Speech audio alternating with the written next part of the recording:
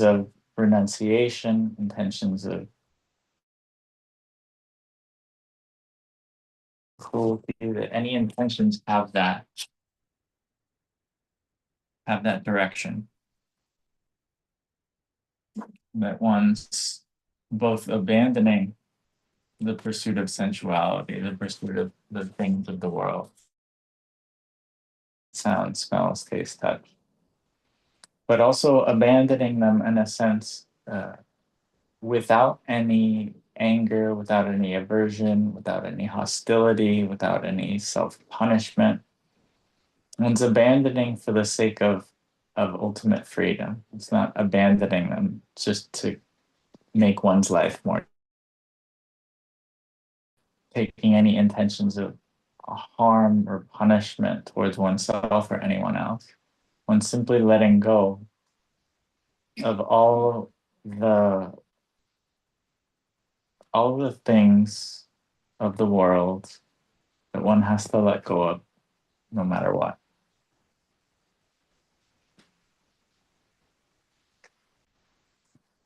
And in this letting go, it's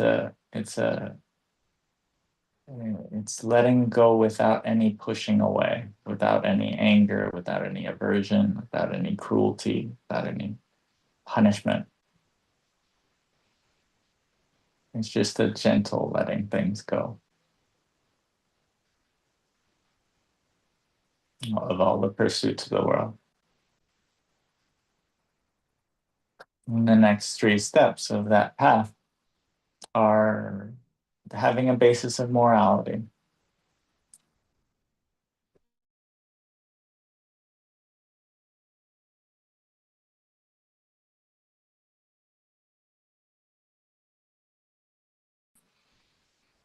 Coarse, harsh, or vulgar speech, speaking useless speech.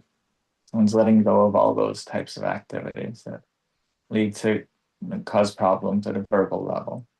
One's abandoning wrong action, killing living beings, stealing things of others.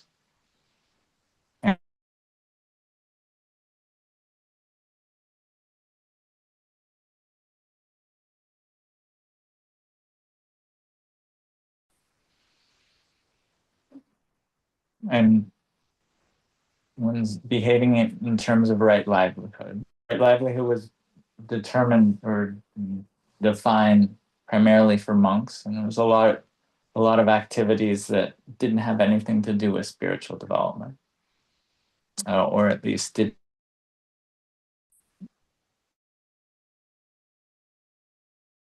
craving, weren't aimed at coming out of attachment.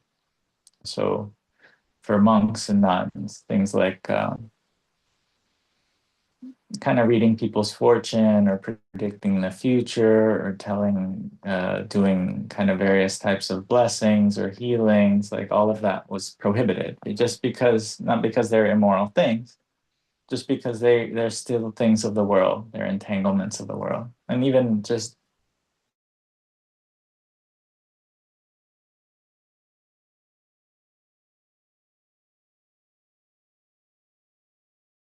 one's completely dedicated towards ultimate liberation, one can't really be engaged and still be receiving the support of faithful lay followers.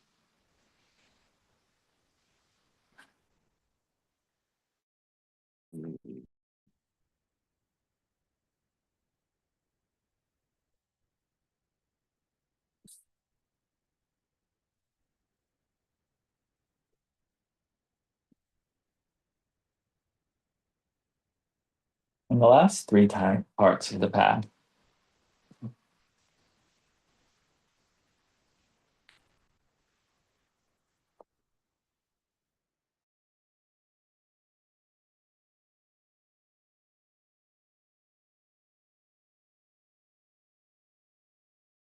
practice to be able to both see things as they really are, to develop a broad sense of awareness integrated into one's experience, as well as to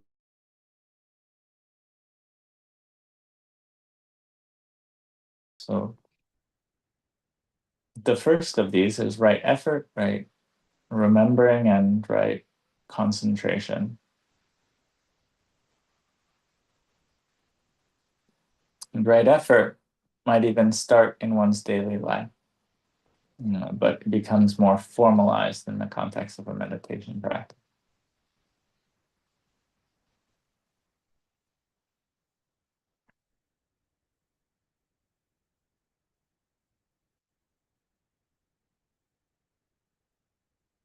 Right effort is simply abandoning unwholesome qualities and developing wholesome qualities.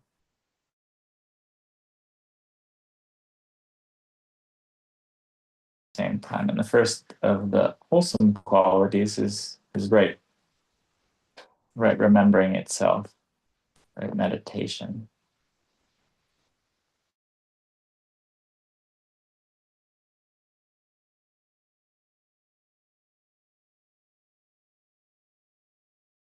The beginning of a meditation practice is it's important to know what we're trying to cultivate and what one's trying to abandon. Because depending on the state of one's mind at a particular moment, one might be very overwhelmed with unwholesome qualities, but also one needs to.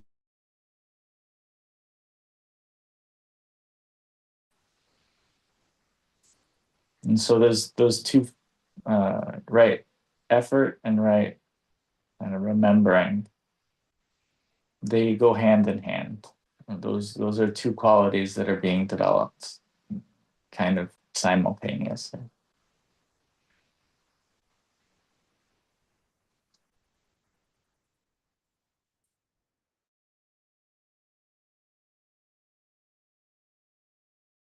Defining right remembering, right meditation, right bearing in mind, right samasati.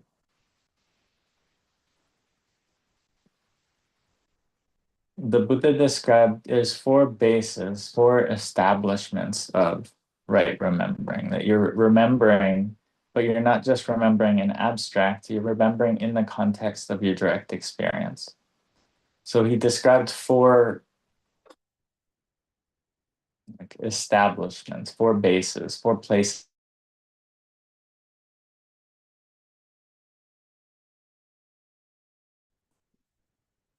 So the body, and examining the body in the body, establish like uh, one's establishing both remembering and awareness of the body, and abandoning greed and hostility for the world.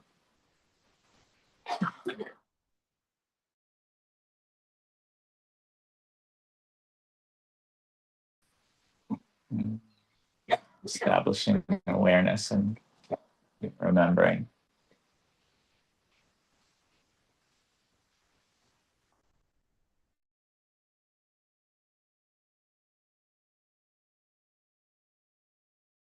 Examining one's consciousness within one's consciousness.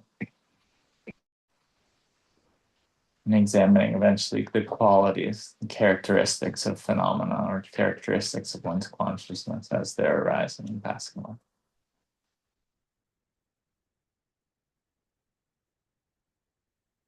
And so it starts with in that particular order.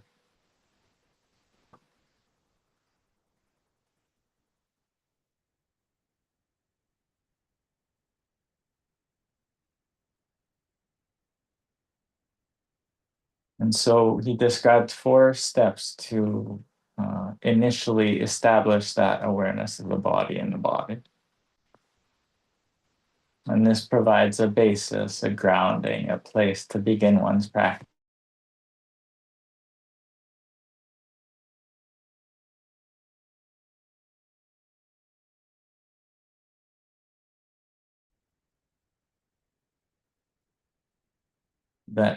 And the first step in those instructions is to as one's inhaling deeply, one's aware one's inhaling deeply.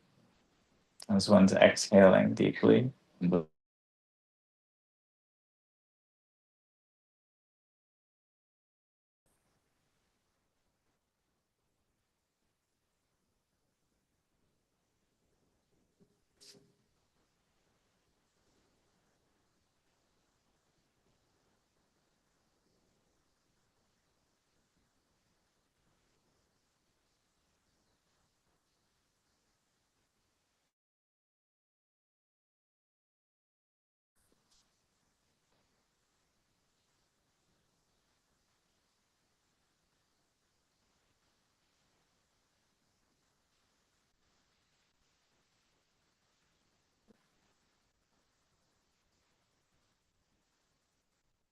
as one's inhaling shallowly, one's aware one's inhaling shallow. As one's exhaling shallowly, one's aware one's exhaling shallow.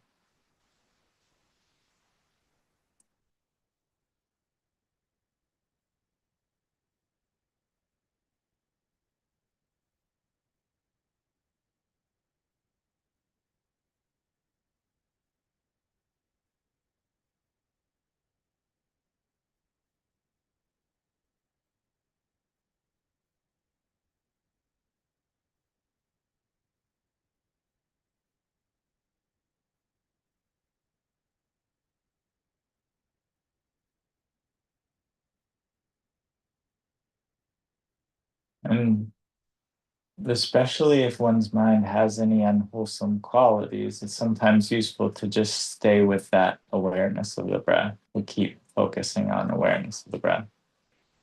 Just simply aware. One's inhaling deeply, one's inhaling deeply. Right? One's exhaling deeply, one's exhaling deeply.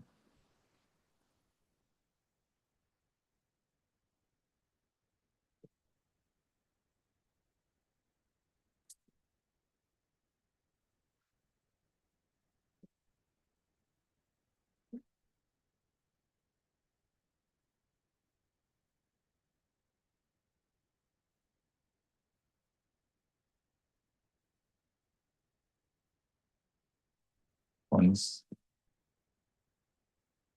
one's inhaling shallowly, one's aware, one's inhaling shallowly. One's exhaling shallowly, one's aware, one's exhaling shallowly.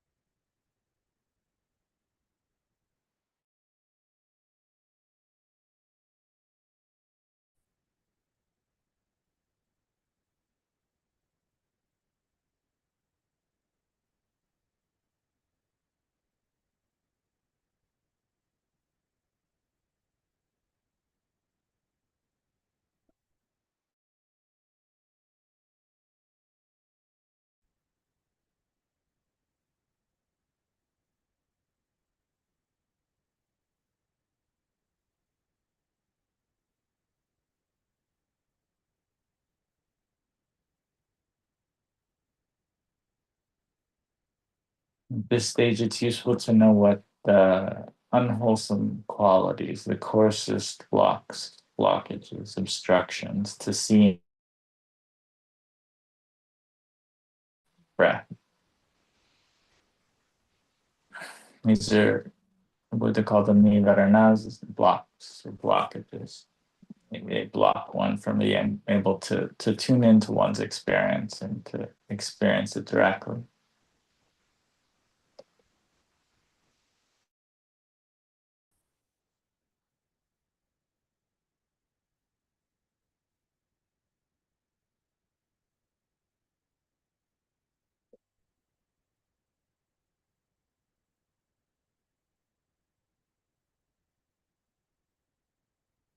And the first of these is sensual desire.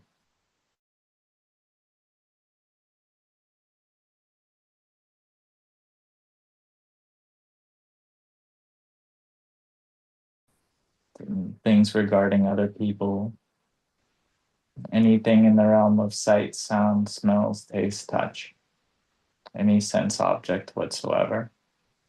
When mind keeps going out to it, one can't tune into the reality of phenomena as they're happening in our breath, in our body. And so this is one of the blocks, one of the things that keeps pulling the mind back out into the world, into the realm of thoughts and objects that one desires, that one gets excited about, gets enthusiastic about, fundamentally all tied to the world. Keep the mind agitated, keep the mind seeking, keep the mind in this cycle of craving. And one craves for some object of the world, one attaches, and then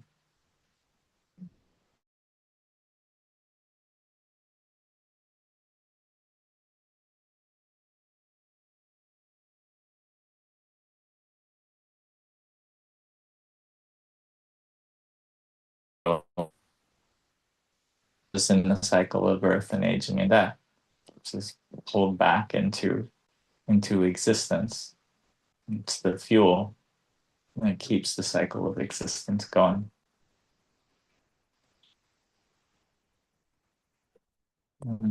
The things of the world are especially complicated. One doesn't have to think very hard to think of all the conflict that we come into contact with our relationships, with our work, with our lives, with our general society. How much fuel because I want this thing and you want this thing, and we can't both have it. And so we come into conflict. And so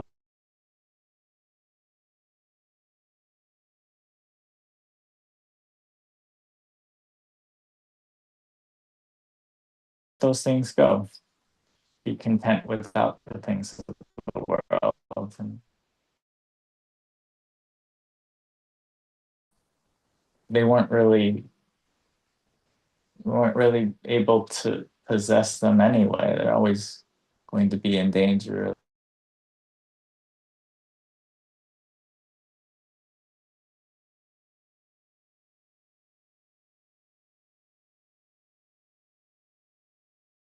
And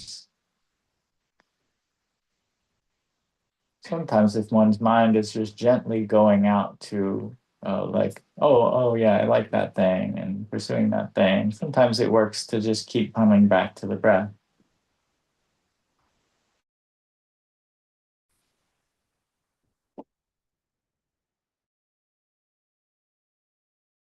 But sometimes if the thoughts of sensuality, the thoughts of our sensual desires, with regard to any physical thing, are too strong, sometimes one has to actually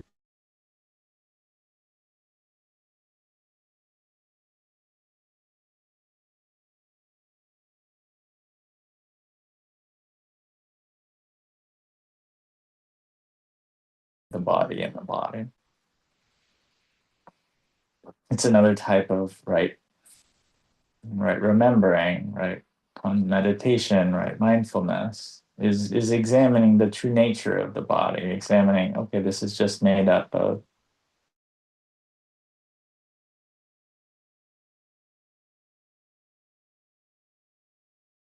bone marrow.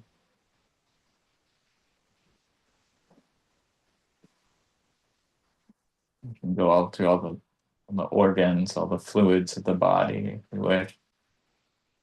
But you just, well, as one starts to disintegrate the true nature of the body, disintegrate the different components of the body into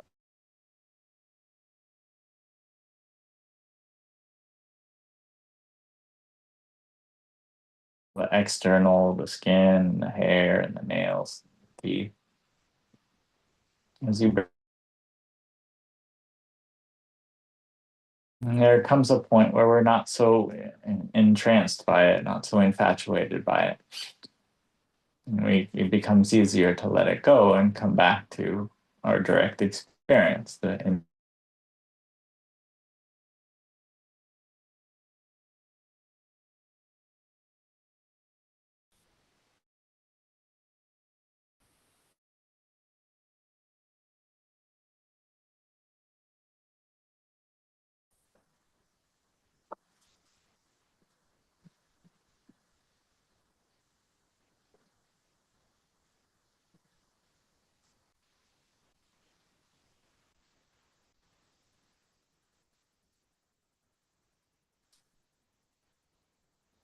And the second of the blocks, the second of the coarsest unwholesome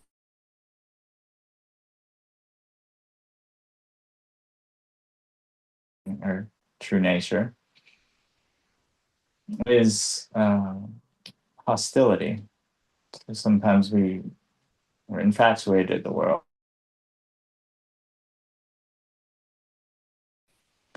And sometimes we're fixated on more the things that we don't like, we hate, hostile to get rid of and destroy.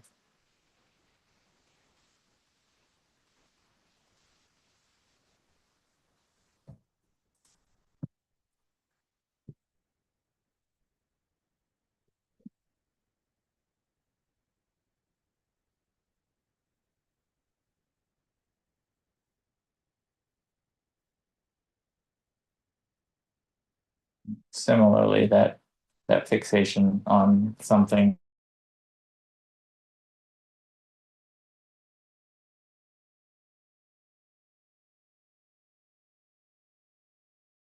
see the object of the mind going out to that object that one doesn't like and bring it back to the breath.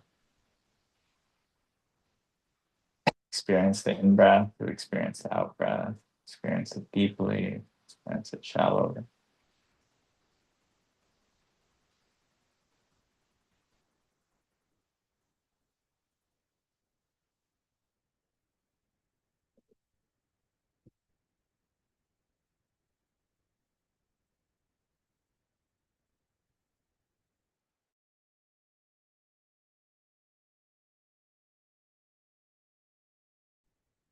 But sometimes we have to deal with that object, like that the hostility is too strong. Like,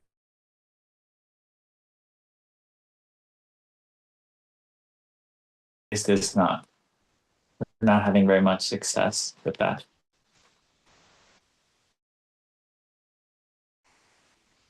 And one has to see what an object this anger is, some person or some danger, threat, something bad that someone's done in the past.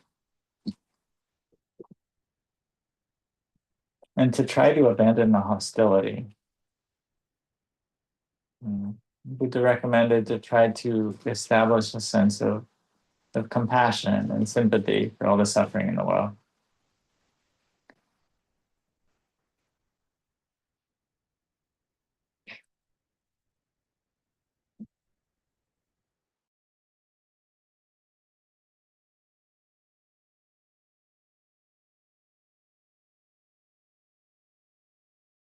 They're all generally deluded and suffering and taking unwholesome reactions to that suffering. And so choosing to take these sort of short-sighted and destructive acts that might harm other beings.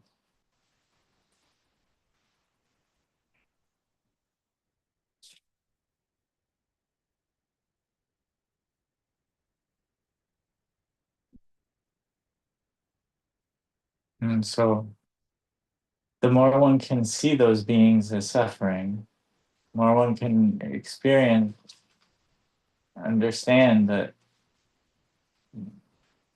even one's own suffering, normally anger comes as a reaction to one's own suffering. Or hostility comes in reaction to the pain that one's.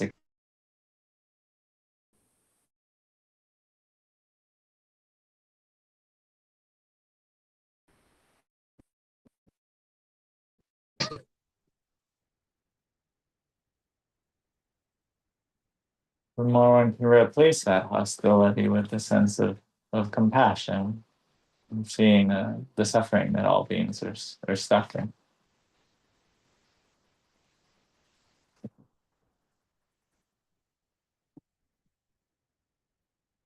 And then it's like hostility is a burning experience, and compassion is a soothing, kind of softening experience.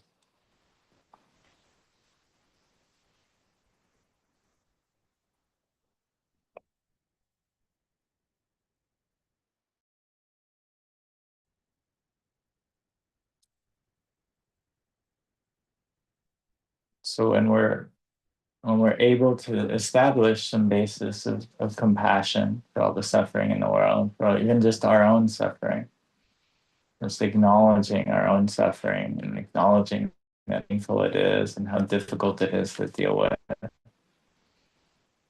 then it becomes easier to come out of the hostility, to come out of that block, that desire to lash out,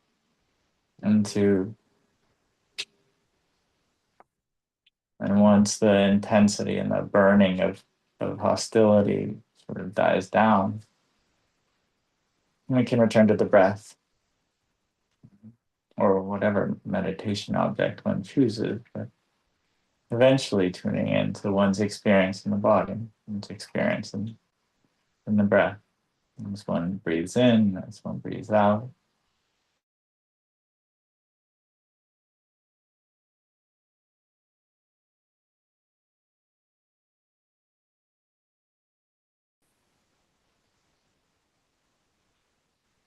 This is a shallow in breath, the shallow out breath.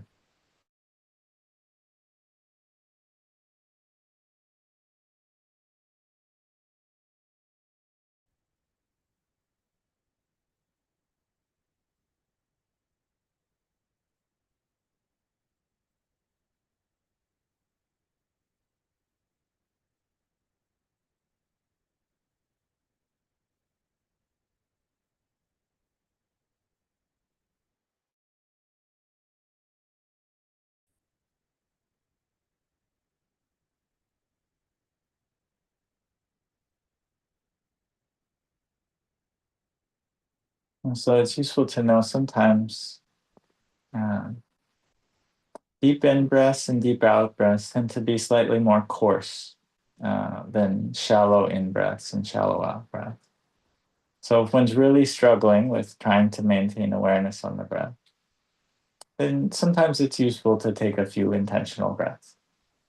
Try even to, if it's been really struggling, one can breathe deeply for an extended period of time.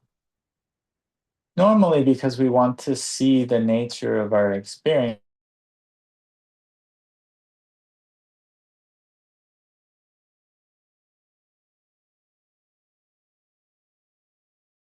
sometimes when we're really struggling to maintain awareness or struggling with our mind pulling us out to other objects, then it's fine. You can breathe deeply for a few minutes or the whole hour, however long you are. And then eventually, as the mind's able to be present, start to be aware one's experience, one can naturally let the breath calm and settle and become naturally more.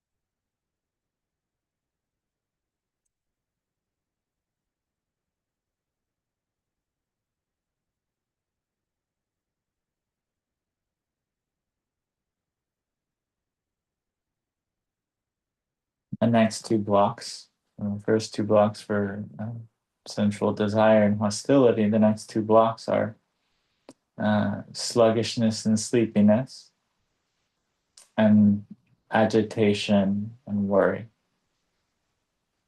So the sluggishness and sleepiness come when one gets sluggish, lethargic, slow, starts to disconnect with one's awareness. One starts to fall asleep.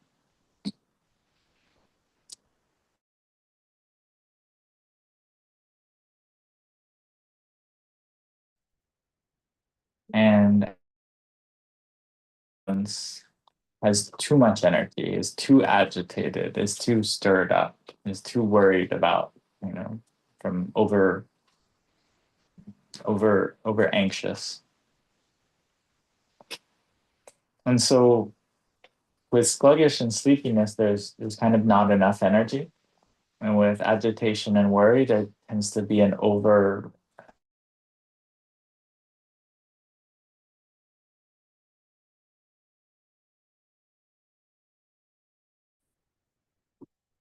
and so if one's too sluggish and sleepy, one tends to disconnect and one's no longer awake.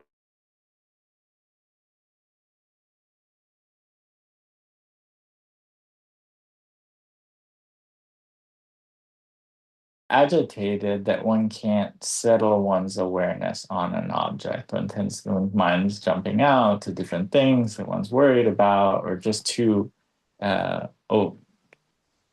overexcited to be able to focus on the breath.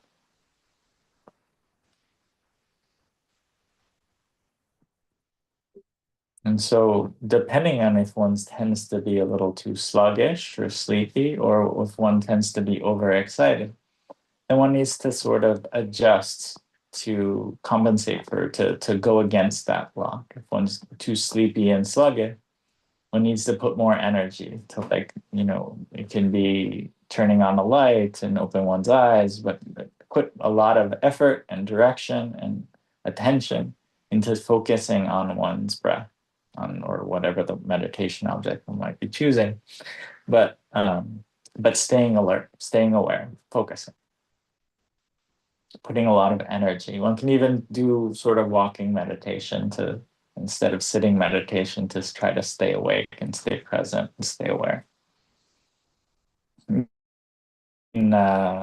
Drawback of being too sluggish is that one loses awareness. Without awareness, you can't really begin the work. And so one's putting a lot of effort into staying present, not disconnecting, not falling asleep.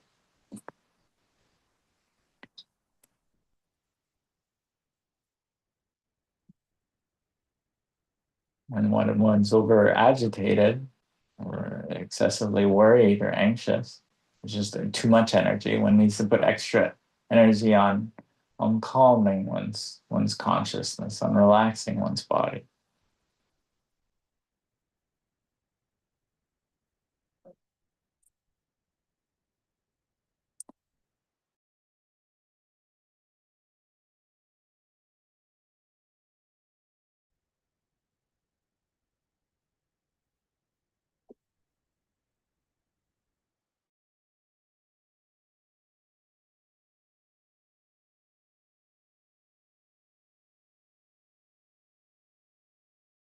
A sharp, alert, clear, aware focus,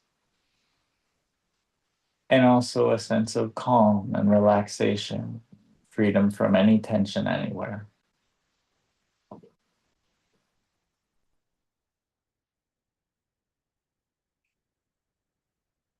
In daily life, normally many people are sort of being pulled around by these unwholesome qualities. Throughout the day, one wants something, one doesn't want something, one's worried about something, or one's disconnected, asleep. And so it takes a great deal of effort and awareness on how one's being, what unwholesome quality is the most dominant for oneself at the time.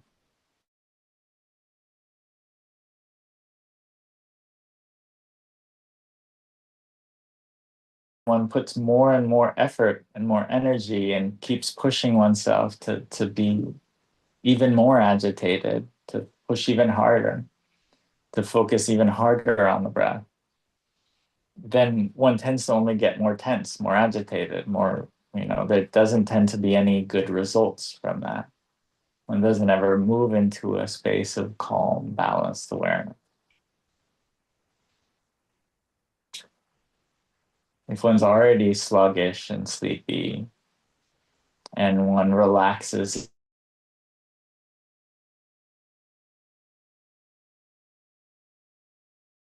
off usually into sleep.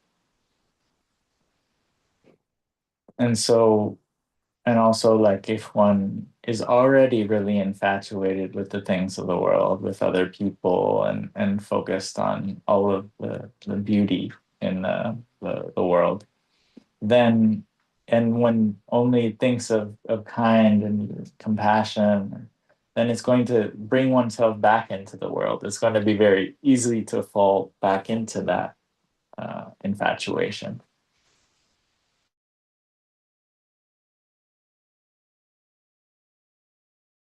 One's already hostile and averse to the world, and one thinks of all the not beautiful aspects of it, like all of the flesh and the blood, and it's all just composed, and and the impermanence of life, and the body's going to break down, become a corpse, and then it can lead to even more aversion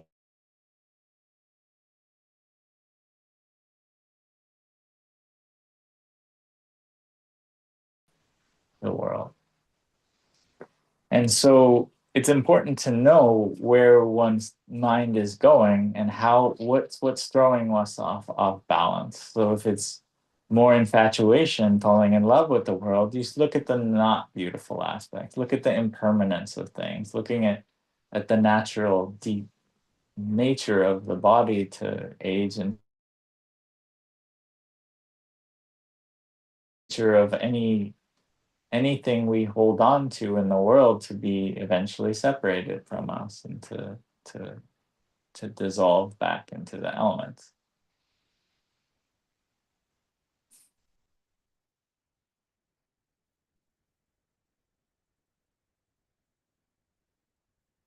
And when hostile, to remember to come back into just a sense of compassion, of seeing all the suffering in the world and not wanting to do anything to contribute to it. And when we're agitated, to remember to calm and relax. When sluggish and disconnected, trying to stay present and put more effort and energy into staying present. All of these are different energetic movements, energetic impulses, urges, pulls back into the different forms of imbalance, different reactions to our pain or our pleasure that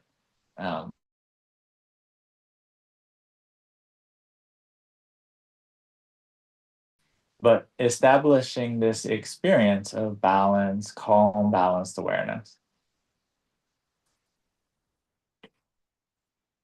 Just experiencing the in-breath as the in-breath, the out-breath is the out-breath. Knowing if it's a deep in-breath, knowing it is a deep in-breath, knowing it is a deep out-breath, if it's a deep out-breath. It is a shallow in-breath, it's a shallow in-breath. Knowing it as a shallow out-breath, it's a shallow out-breath.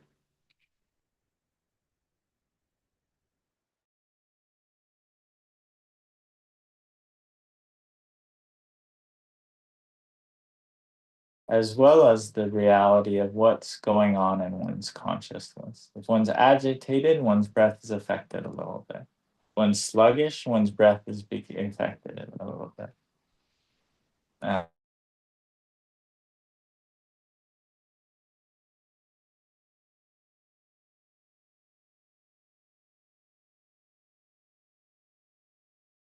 Hear from their breath, like the quality of their consciousness. So that's what we're tuning in to in ourselves, and as we observe our breath. we notice, okay, this is what my breath feels like. This is what it, it's deep, it's shallow, it's shallow. And of course, one sees one's mind might be pulled into one object or another. But depending on the nature of that reaction, the desire or the aversion, or the nature of the agitation or the sluggish, then one has to counter it in a slightly different way to come back into this calm, balanced awareness.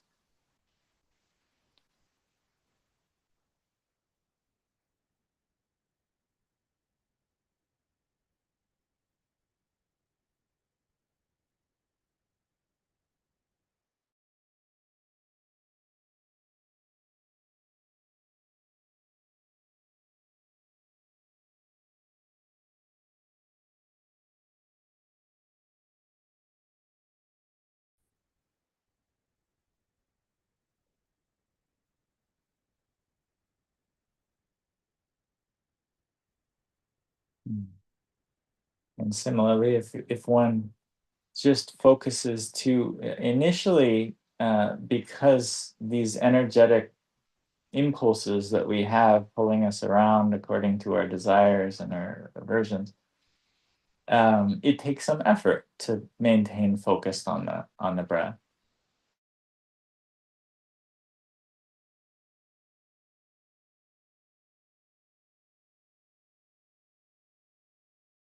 It's useful to know that we don't want to too much tightness, too much effort, because if we overcompensate and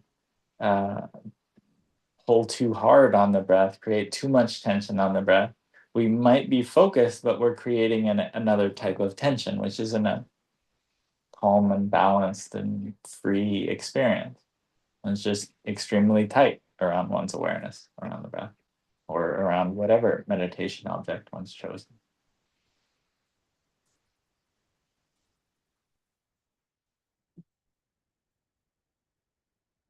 And so one's trying to use, initially, one might have to use quite a bit of effort to focus on the breath. But as one's mind is able to stabilize on the breath,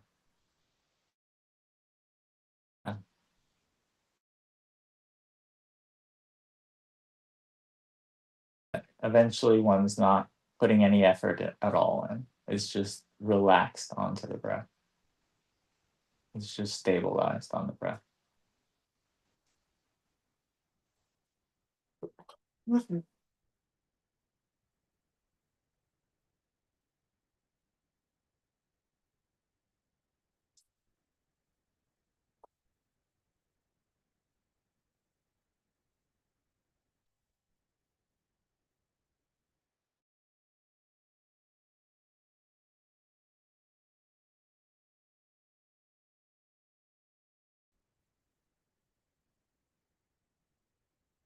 And what one finds when one can stabilize one's awareness on the breath in a relaxed way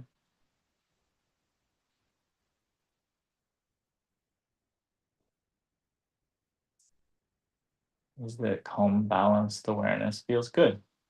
It feels nice. There's a sort of deep happiness that arises from just feeling content, nourished, and not like you just starting to sink into an experience.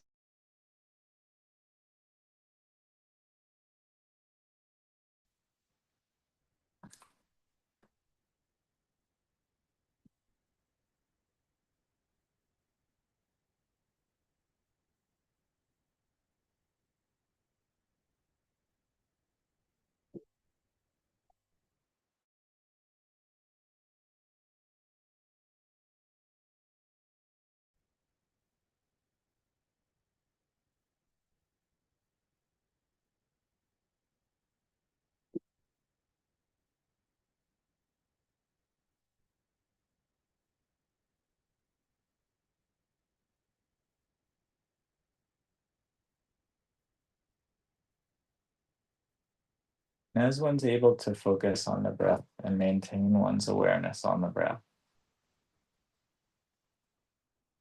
the mind gets subtler, the mind gets calm.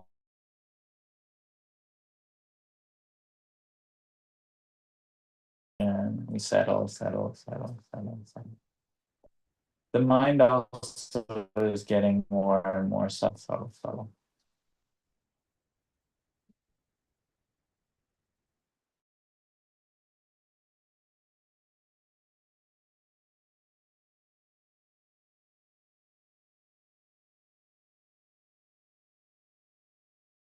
Feel if when the mind was very coarse and agitated and being pulled around by its desires, but as the mind is able to settle, then there comes a point where it becomes relatively easy to feel all the way through the body.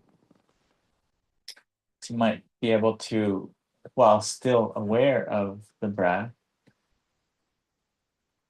to, as one breathes in,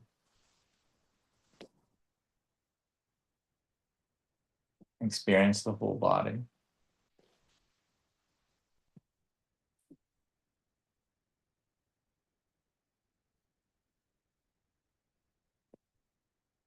As one breathes out,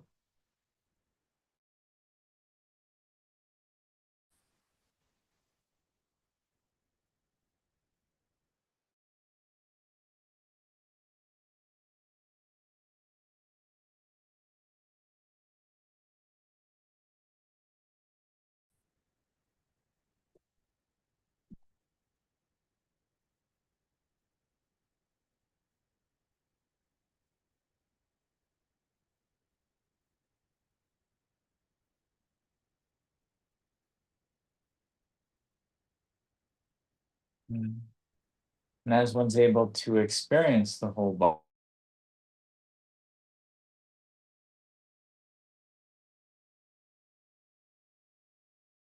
attachment anywhere in the body, any fusion of one's consciousness to the body, one's tightening around the body, one's attaching to the body, any attachments to the body, any tensions anywhere in the body, one's relaxing them. As one breathes in, one's relaxing any attachments to the body.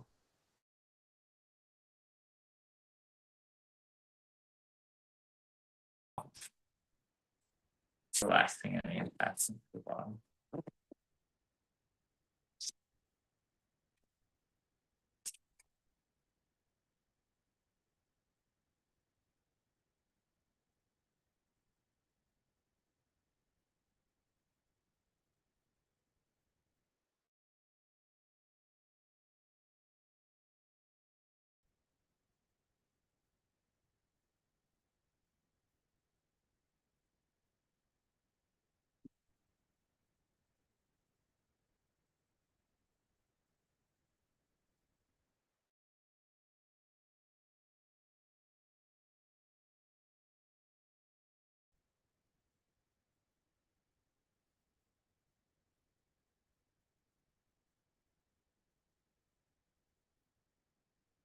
There's a particular progression that happens as one becomes more and more calm and more relaxed, but very clear and focused in one's awareness.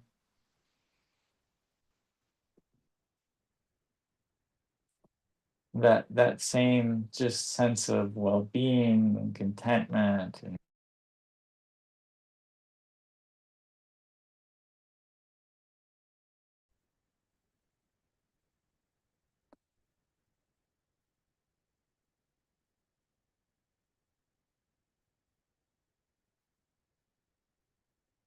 as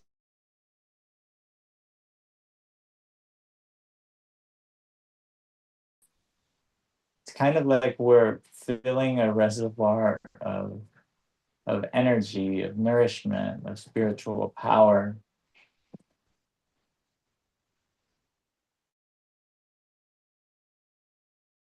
Energy that's been wasted on all the unwholesome reactions to the world and agitations and worries and avoidances and pushing away, dissociation.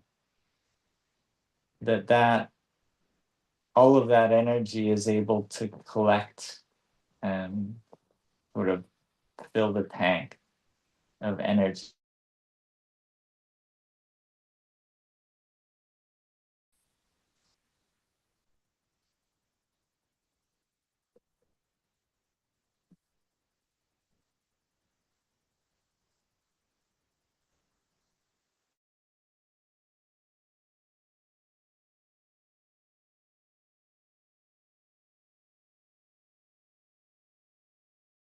relaxation and pleasure that runs all the way through the body.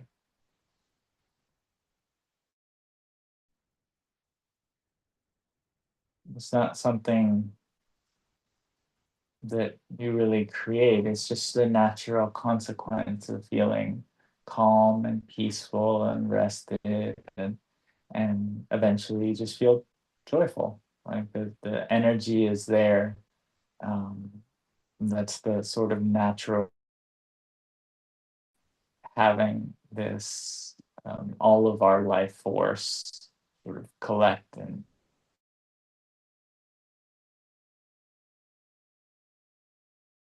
the body becomes relaxed, and the feelings that are running throughout the body become very pleasurable.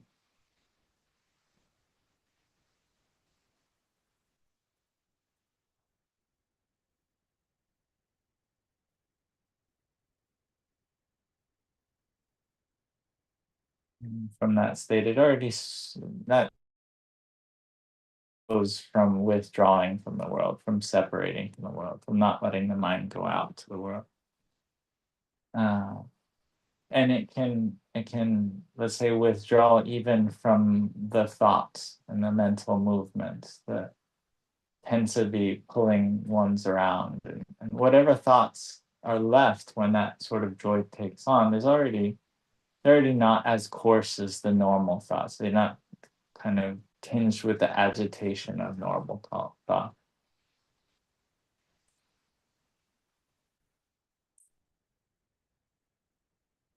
but they still might be there,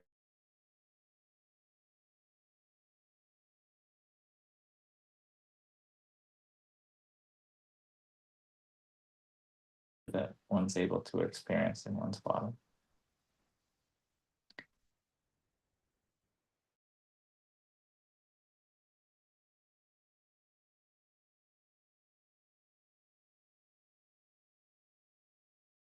The right concentration and what's called the first focus, the first jhana, the second focus, the second jhana. These sort of states of focus that are the natural consequence of just experiencing wholesome qualities, abandoning unwholesome quality. It's just a natural progression from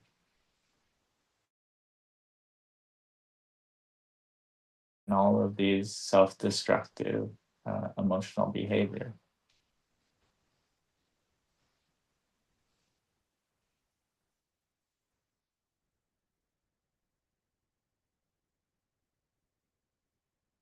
As one focuses one's mind and calms one's consciousness, this joy and pleasure naturally arise. The, the experience is sort of running all the way through the body, and kind of illuminating the whole body.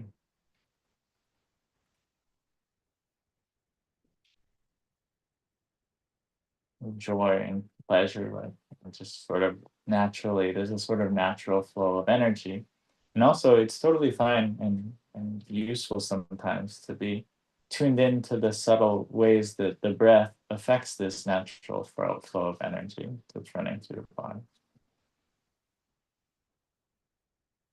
But even when the Buddha is offering, monks and nuns and lay people instruction on how to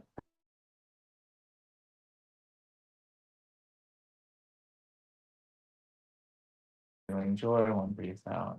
Feeling pleasure, one breathes in. Feeling pleasure, one breathes out.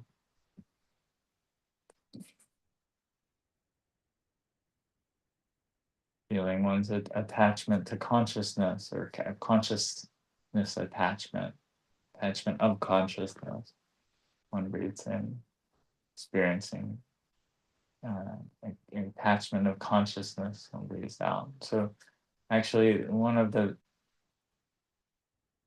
this can be both the holding on to anything, even the pleasure, holding on to even the joy, but it also, like, all of our past attachments are often lived out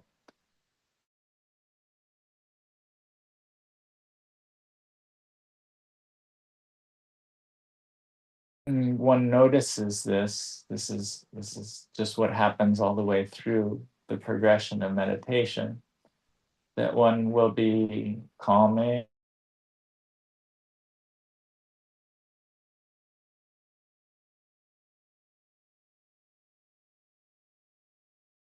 that went well or went badly, or all the worries or the fears. And so we'll have all the memories, we'll be remembering all of the things that happened throughout the day, throughout the year, throughout the week, throughout the lifetime. If we spend many hours meditating or many days meditating, we'll start to remember all the things that happened in our childhood and all the things that happened, through our adolescence, all the things that we haven't thought about for years and years.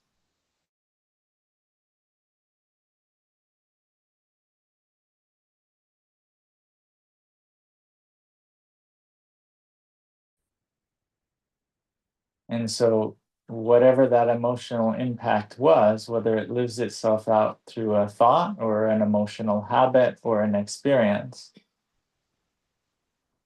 we're just going through the process of reliving those experiences and letting go of whatever attachment our consciousness has formed, whether it's a physical attachment or an emotional attachment or an attachment to a memory that we liked or we didn't like or feared or wanted to avoid. And so in practice, we're sort of living out all these memories. We're remembering all of these things in the context of our body, in the context of our feelings, in the context of consciousness, in the context of the qualities of the consciousness.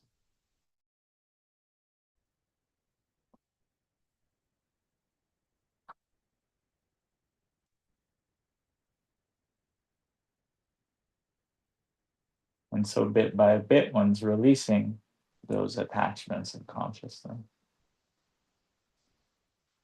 emotional attachments.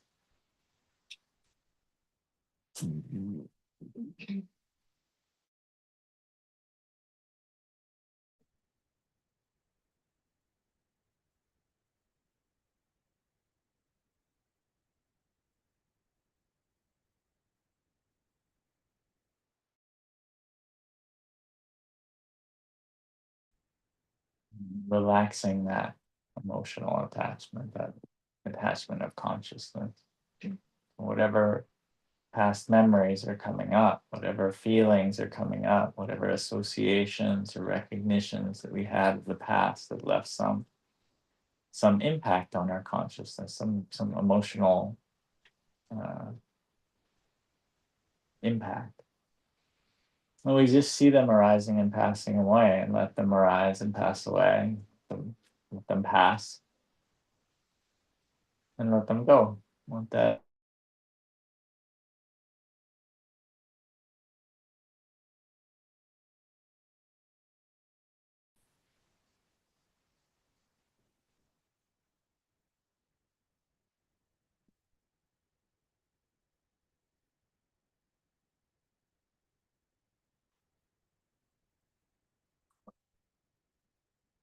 as they do, we're free of them.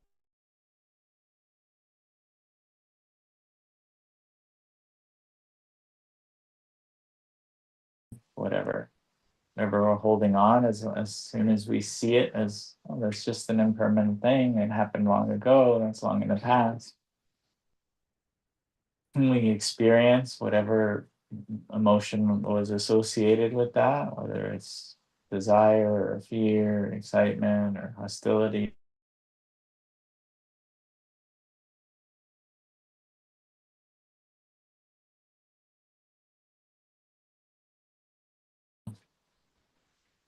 We're free of it.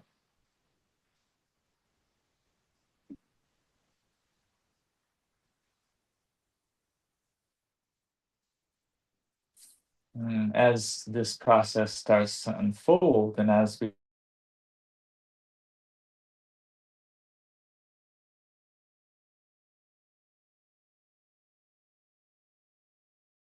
consciousness, the experience of consciousness itself. So one breathes in, experiencing consciousness. One breathes out, experiencing consciousness.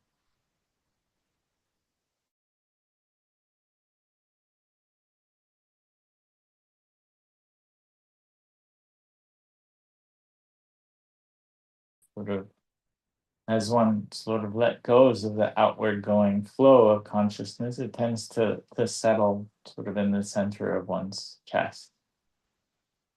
In various points, it can go any number of places, but as we allow things to settle, as like consciousness is just going to its bare sort of form of looking after the body and sort of inhaling, it's exhaling, so it sort of naturally settles around the diaphragm.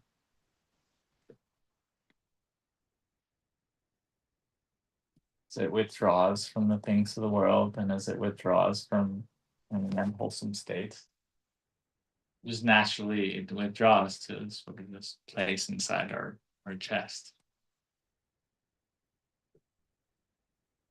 Especially as the thoughts tend to settle down and one's giving less and less attention to the thoughts.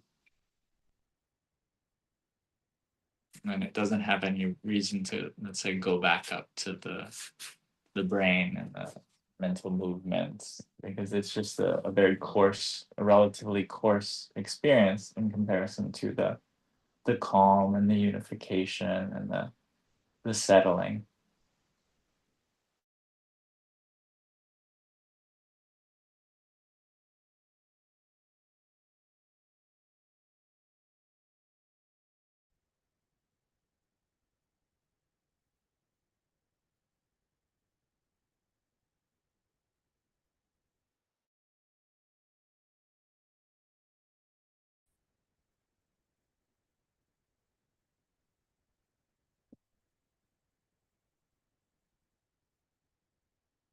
And so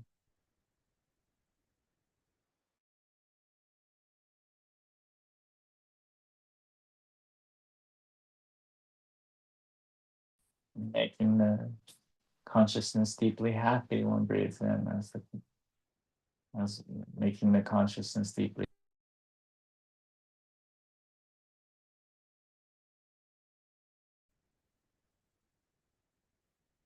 As it withdraws and unifies and collects, and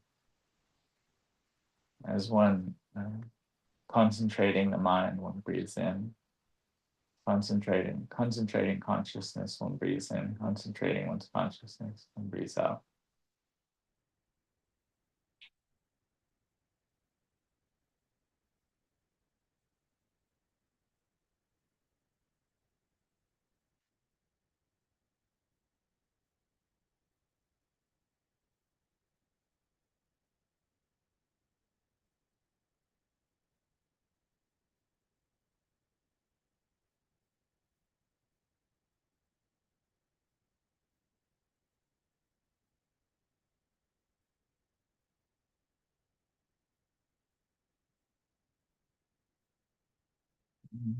From that point of concentration, but also seeing, still experiencing all the realm of the five senses, not going out to the realm of the five senses, but one can sort of release that experience of consciousness inside oneself, so that it's not localized anymore. It's not condensed. It's just released, unbound.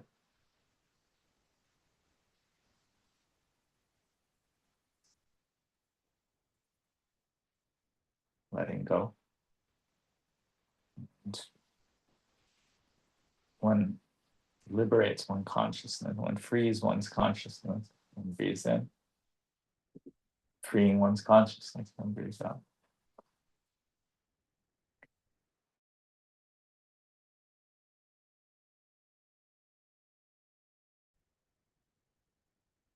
And so this is the progression of understanding the nature of one's consciousness, examining consciousness inside the from within consciousness.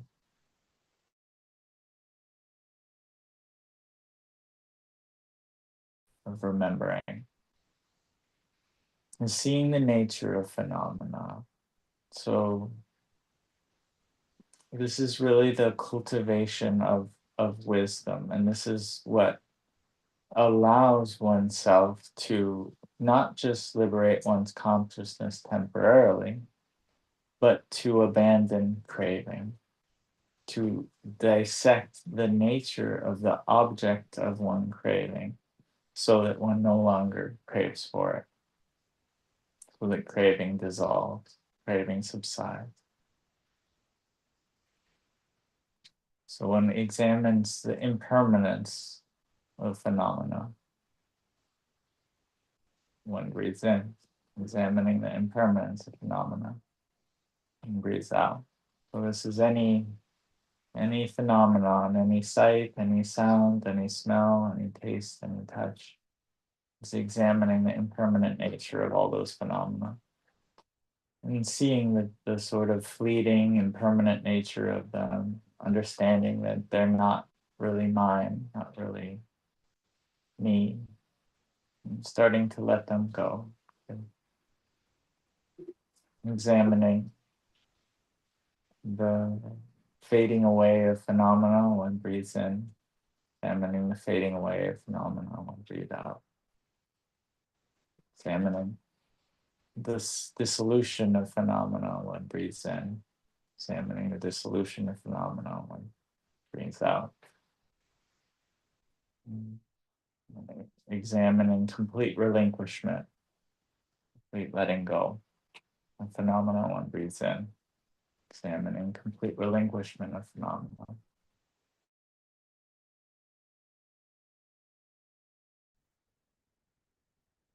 And so from this,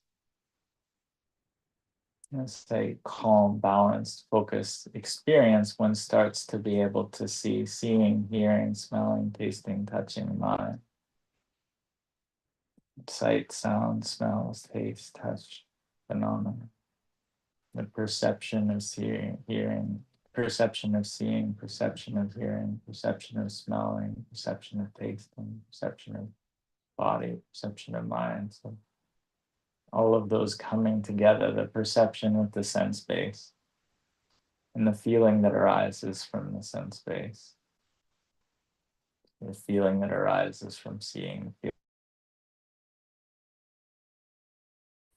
seeing each of these is impermanent, the feeling that is impermanent, the feeling that arises from tasting is impermanent, the feeling that arises from touching something is impermanent, the feeling arising from mental contact with phenomena or characteristics is impermanent.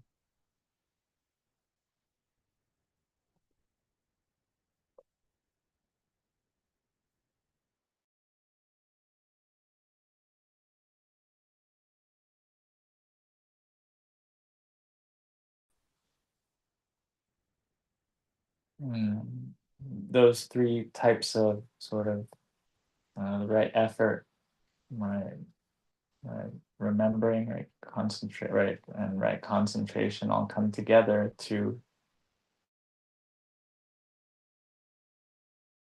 noble truths as they are, understanding that craving leads to attachment, attachment leads to the grief and pain and suffering and birth and aging and death, leads to the whole cycle of suffering. And understanding experientially when one's craving subsides, one's moving more and more towards this experience of freedom, where birth, aging, and death, grieving, mourning, pain, suffering, tension, all don't arise.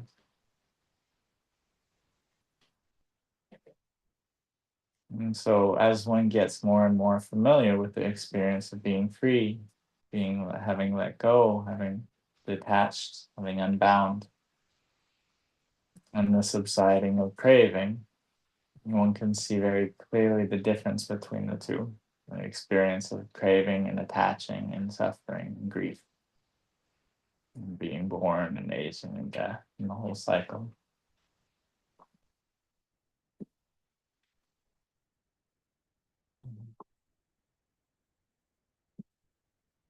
And so bit by bit, one's moving more and more towards that experience of freedom, and that experience of freedom becomes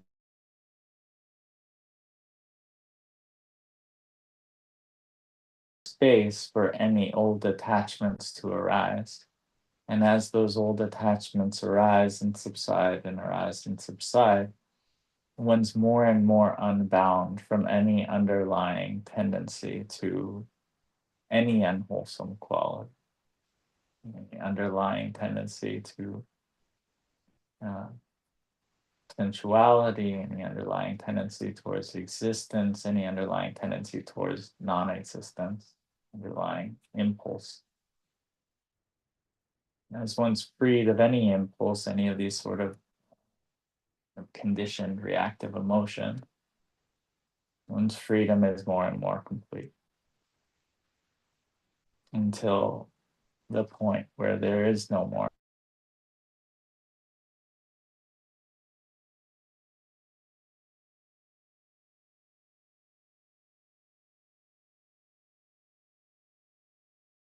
craving for sensuality, any craving for existence, any craving for non-existence.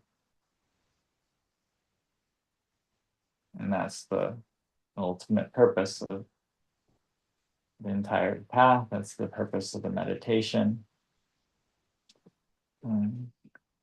It's not just developing calm and peace, but the ultimate freedom from any type of craving. Ultimate freedom from being pulled back into the cycle of birth and aging and death.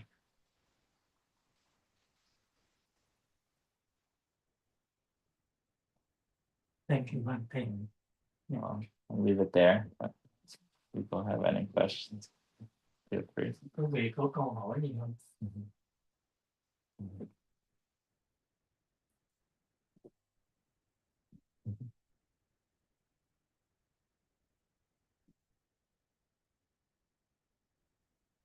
Would you like 2 minutes so they... Yeah, people can take a break if you need.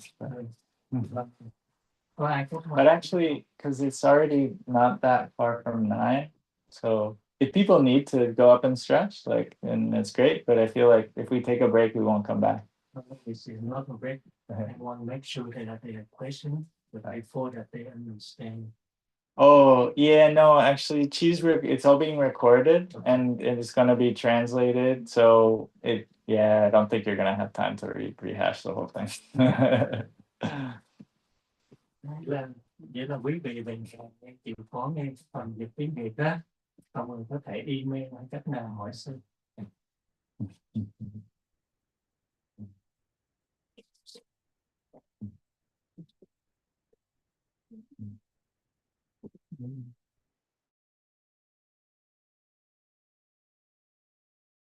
It means someone can translate.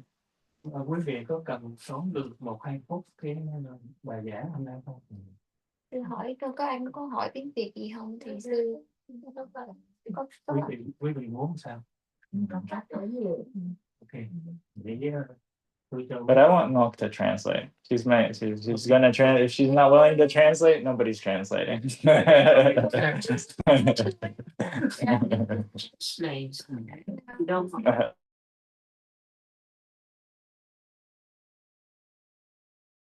so what you said to everyone. So we'll just stick to English then. We'll stay with English. now he want to summarize what you said.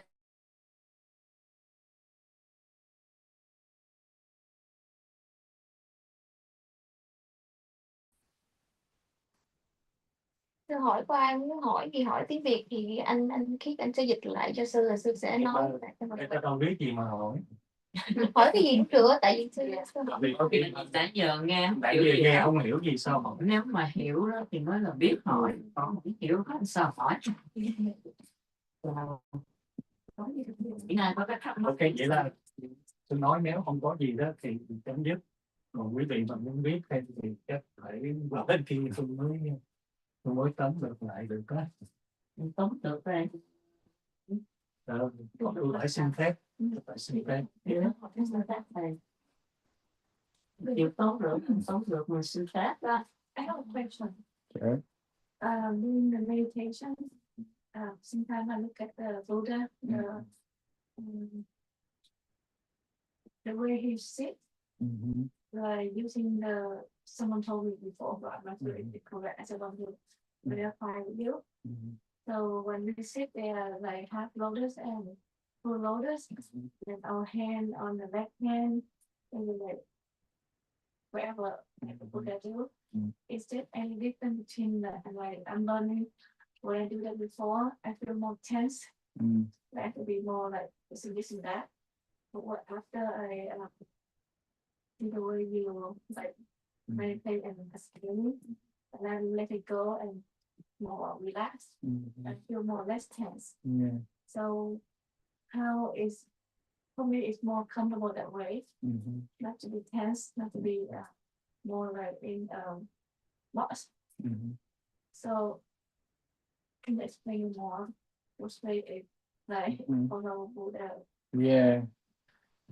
So in the suttas, the only thing that he ever says about posture is he sets up, sitting his body erect, and establishes, remembering meditation around mouth.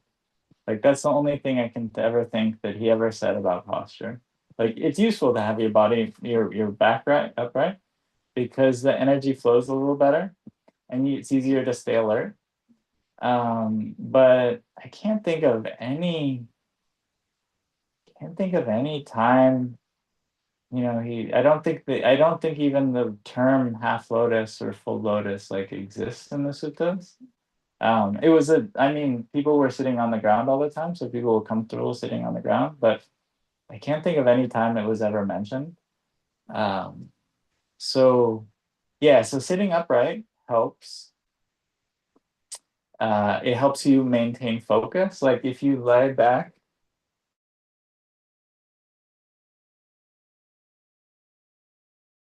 much easier to maintain focus. Also, you start to realize, like, as you do sort of purify your emotional reactions, and energy is like running through your body naturally, like as you just kind of progress through a lot of those states I was talking about, like your body naturally goes into that position, just because that's like the way that the energy is flowing more. Like it's like energy is coursing through your body, and it's like that's how your body was designed to structure, so that the energy flows without obstruction.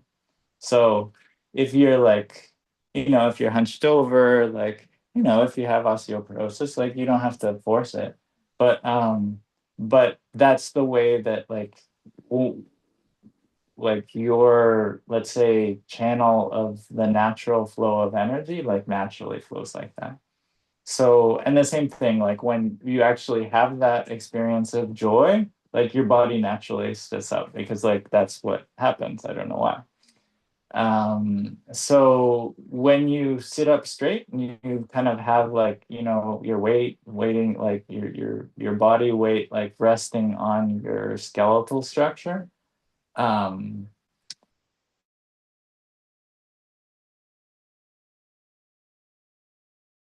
Naturally flowing, like without obstruction. But at the end of the day, are useful deal with the unwholesome qualities directly, rather than try to force your body into a posture where you're like that's what it looks like when you're free from unwholesome qualities. So because the thing is, like, let's say you're hurting inside, and you're just like, you're in pain, you're grieving, you've just lost somebody close to you, you're in a lot of pain. Like naturally you want to kind of close up, and you want to protect yourself because you're in pain, and you want to protect yourself because you don't want to get hurt. so like you can kind of force your body open, but like emotionally that's not really where you are. And so you sort of need to like attune to like the experience inside and to like just be compassionate with yourself as opposed to like force yourself into this structure where it's like, well, when I feel good, this is how I'll naturally sit. It doesn't work like that. So yeah, you're you know, it is good to like put a little bit of effort into like you know, starting with good posture, but then it's good to not stress about it because people can sort of like stress out about like, oh no, my body and my neck's in this way and I need to do this. And then it sort of distracts you from just being aware of like the experience that you're going through. And so yeah, so it's like for me, I've you know, it's good to pay a little bit of attention, but to put a lot more attention into like, okay, what are my desires? What are my hatreds? What are my, you know, agitations and worries? What are my just sluggishness and avoidances? And like, if you deal with the underlying emotional states and move towards more healthy emotional states, then over time in the practice, like as those emotional states are naturally going to bring you back into a more like aligned posture. And sort of fighting that at a purely physical level, like I haven't found to be like, but that's my 2 cents. Rồi nói lại cho tâm nghe cái mình nghe mình biết công bằng đó. Để con nói cũng được, con không giỏi lắm nhưng mà con Được nói lại. Chỉ là câu hỏi trả lời rồi thầy kêu cảm ơn nhiều. translate to her a little bit. The thing is like I think because I don't really want to let it drag on too long. So if we translate everything, it's going to double how long everything takes. So let's just stick with it in English, and then you know we can yeah, everything's being recorded. Hopefully it'll be translated. So hopefully it'll. Tại 9 giờ rồi, 9 giờ phải xong, thành ra tôi muốn giảng cho mình được bao nhiêu, càng nhiều được càng tốt cho nó xong á. Tại tối quá rồi, thành ra chút nữa Nhi sẽ dịch rồi hôm nào sẽ gửi ra cho. Okay. Yeah.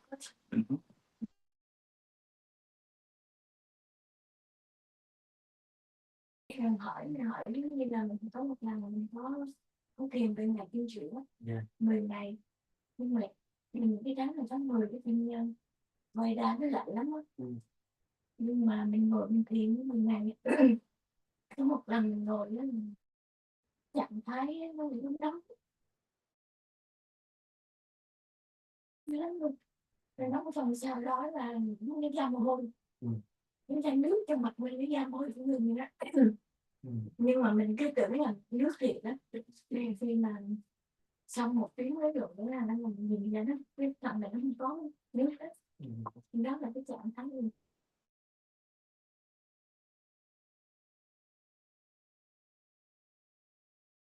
Bộ chiếc tập anh đó phôi đó. Even though the weather in Florida usually very stable, but during the November month, very cold outside. Certain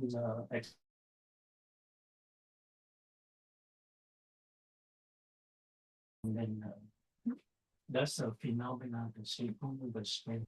Oh yeah.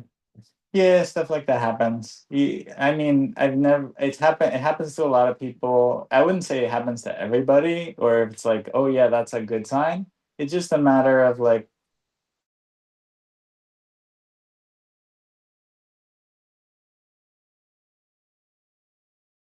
at least this is my best understanding. Maybe there is something deep that I don't understand.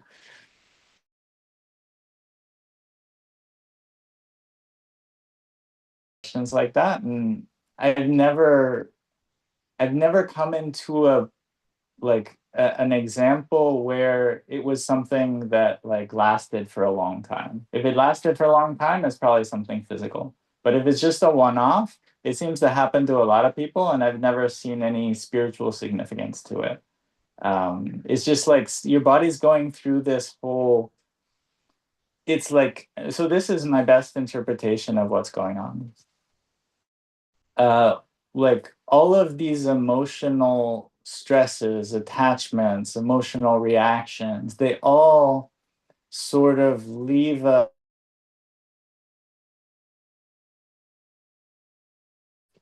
physiologically on some level. And as we start to release these attachments and change these habits, like we come into experience not just thoughts and memories of things,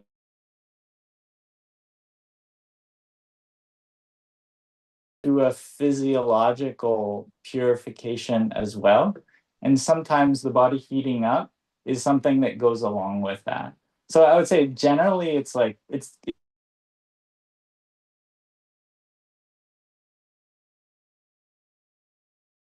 and it happened because of your old karma, but it doesn't really matter because it's gone now. So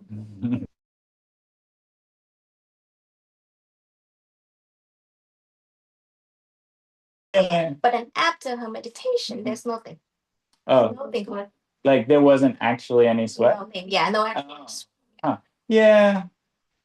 I mean, yeah, like it's both. So okay, so there's the body and there's Vedana, and they're not always the same thing. So Vedana is feeling, and the body's the body. And so sometimes, like the body can be going through something, and there is something really physiological going on. Something it's a purely Vedana, and that's actually where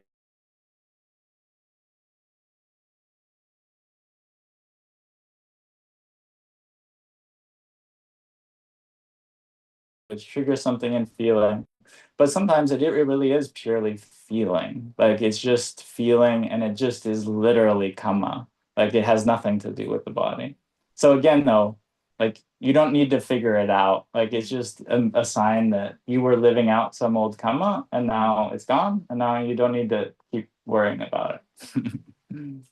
It's continuing. Oh yeah, as far as oh, Yeah. she understood? Okay, yeah, she'll get the answer online. Có hỏi gì hỏi thêm. Về thực hành đó, như tôi chỉ định hỏi. Câu hỏi không khác của mình.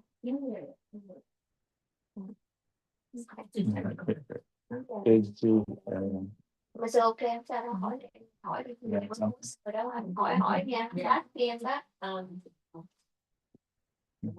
hỏi cuối cùng á So I understand since you have been townhouse and now new house, it's have been more than I believe more than 5 months, right? So it's a great opportunity for Vietnamese community, like just a student, Buddha student, to have a chance to know Dante and learn a lot of things from you. How many students here enlightenment we don't know, but we feel great, very great. We have opportunity and very respectful. You give us a chance to learn a lot of things. Every people have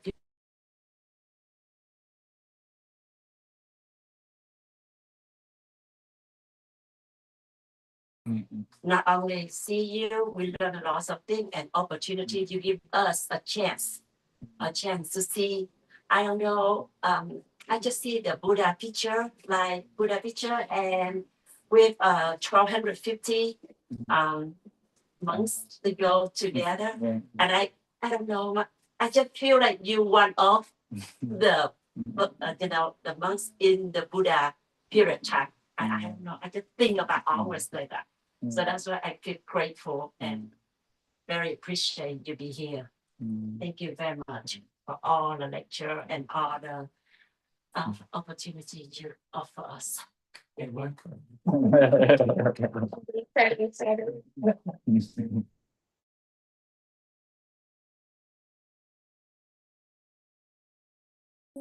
chia sẻ suy nghĩ hay gì hơn.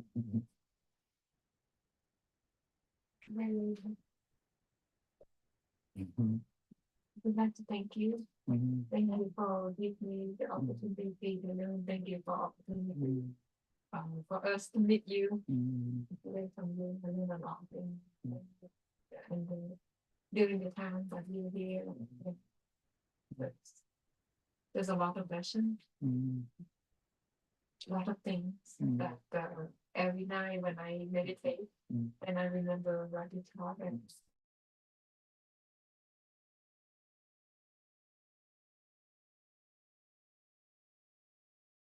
And what I say, go with the Buddha. Buddha has a lot. I make mistakes. The Buddha doesn't make any mistakes. Just I don't have the opportunity to learn from Buddha a lot because there's a lot of teaching from Buddha, Yeah. but there is no way that I can learn everything. Right. So what people have been teaching us during few months, that meant a lot. Out of your terminology Mhm. is more fit for Vietnamese because when you use the terminology, Mhm. it's too specific. Buddhist terminology, Mhm. a lot of folk can understand, but your terminology very approachable. Yeah, I try to use terms that resonate with me, Yeah, and yeah. so hopefully they resonate with other people. Yeah, that's helpful. Actually, I always thought myself that I have been learned a lot about Buddha. You say Buddha, but somehow when I listen, I learn. I'm not sure if this come from Buddha or not, but what I see in you for the last few months, I start seeing more clear. But it's really Buddha teaching.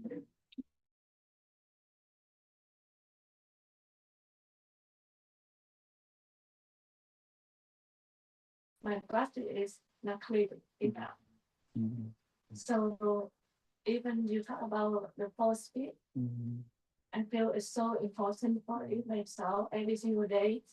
When I start talking, when I start thinking, now I'm more aware of myself. And I feel like I'm so blessed. Maybe many life I already request for this opportunity. I see you and I feel like even I told you the first time, it's like you are living like Buddha for me. It's hard for me to let you go because it's love and everything.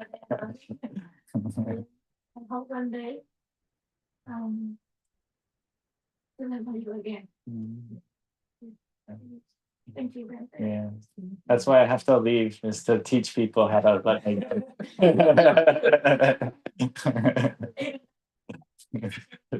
You potentially let go and force them, Yeah.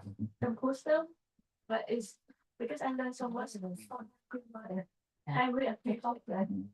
See more clear myself.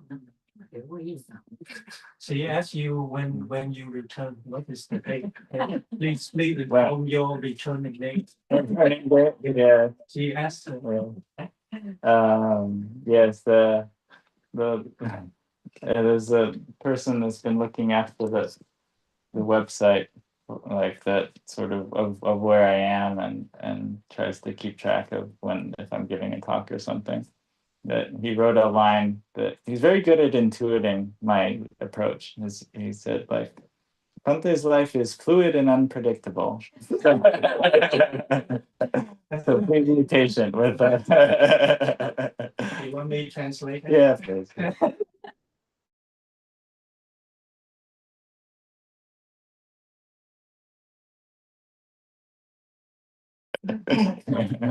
Because come and go. Everything. Yes, the Buddha taught us to hope to change ourselves and not to hope to change other people.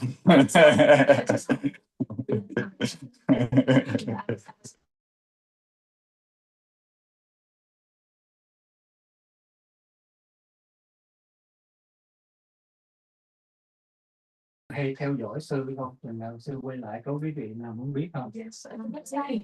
And then any of them what to know what day you return. Có quý vị nào muốn biết không? Ai muốn theo dõi sư, muốn sư biết sư đi đâu không? But actually, people should know that there is a website, and you won't know when I'm back. You don't know when I'm coming back. It'll show up. So there's a samanasevana.org where lay people sort of keep track of when I'm giving talks. And We always waiting for you.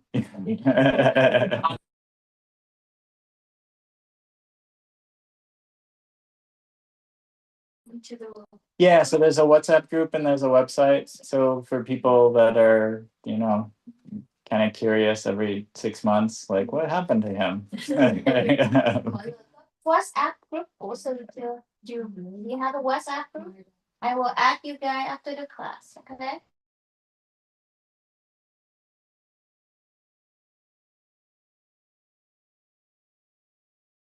Maybe. Or we will send in the link, the website link. Nhung sẽ gửi cái website cái link trong đó, mấy cô coi bấm mở ra coi thì ở trên đó sẽ có cái lịch trình của sư đi đâu, nhưng nếu mà người ta biết sư đi đâu thì người ta mới cho biết, còn không biết thôi cũng chịu luôn.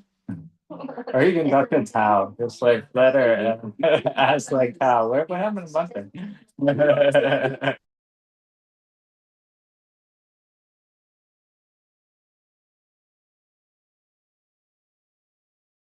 They have question like where you're going. Is there any direction that you decide? Yeah, I'm going to Gilroy. I know, they ask after Gilroy where you're going. I think it's pretty likely that after Gilroy I'm going to Salinas. And then after Salinas, I'm going, we'll see. Khi Gilroy rồi xong đi qua thành phố sẽ lấy nhà, sau đó đi đâu tiếp thì sẽ để.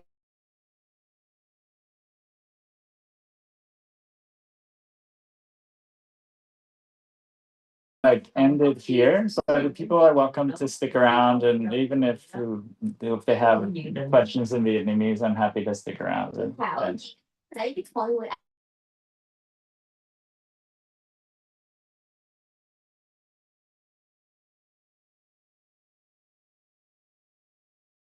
Rồi có gì áp luôn lúc ha. So Đi nhiều quá. any question to the Bante, so we have to release Yeah. question. Yeah. Yeah.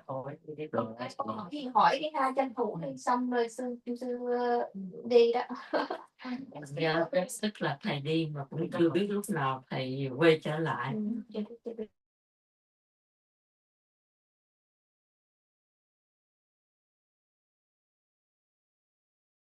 Không anh dịch đi kênh.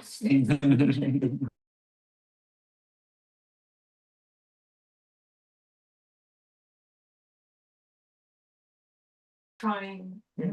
Yeah, I Stick around and talk to me, because there's some sort of baseline things that you should know before you start planning too much. So you can easily start planning something that I'm never going to live in. So you need to know a little more than you know right now to sort of get a sense for what monks were. Because the thing is, like, there's a lot of temples in the world, but the way I live is like you can sort of intuit, like very similar to how the Buddha lives, and there's certain things that don't really work for living like that, and certain things that, and I've told you a little bit, but I need to tell you more so that you have a better sense of what would work.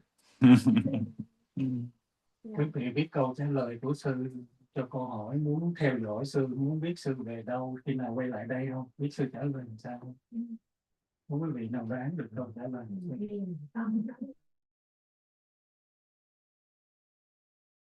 Theo dõi sư từ nào giờ đó, họ đánh lên internet cái website của sư đó, là sư là một người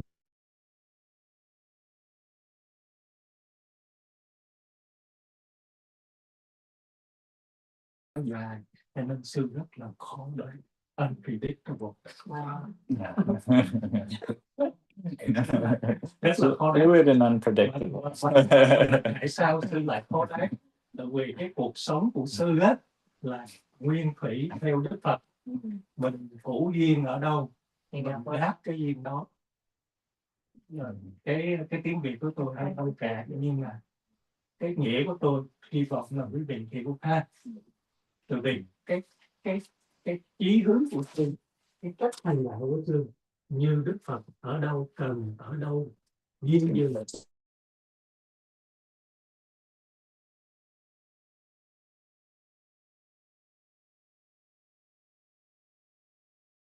Yeah. Dale is still looking for you. When you come back. We have a. Gì? Picture. Khoan, sám hối nha, sám hối thân cậu ý. Sám hối. I'm pretty sure we've taken a picture before.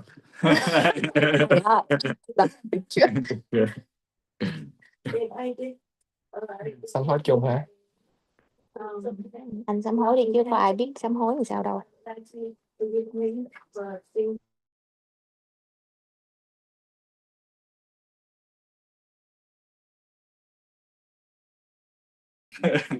Thân khẩu ý luôn nha. Quý vị có nán lại vài phút á, từ vì cái cốt tủy của Phật giáo hôm nay sư nói về tứ diệu đế, bài pháp đầu tiên chuyển sau rồi sư nói qua cái con đường để giải thoát khổ bằng cái hơi thở. Nếu mà cần thì That's good. So yeah, people are welcome to stick around afterwards, but anybody that feels the need to leave, you're welcome to leave, and we can end it there. But if people have other individual questions, you can think the questions in Vietnamese, feel free to stay. Nobody wants to go.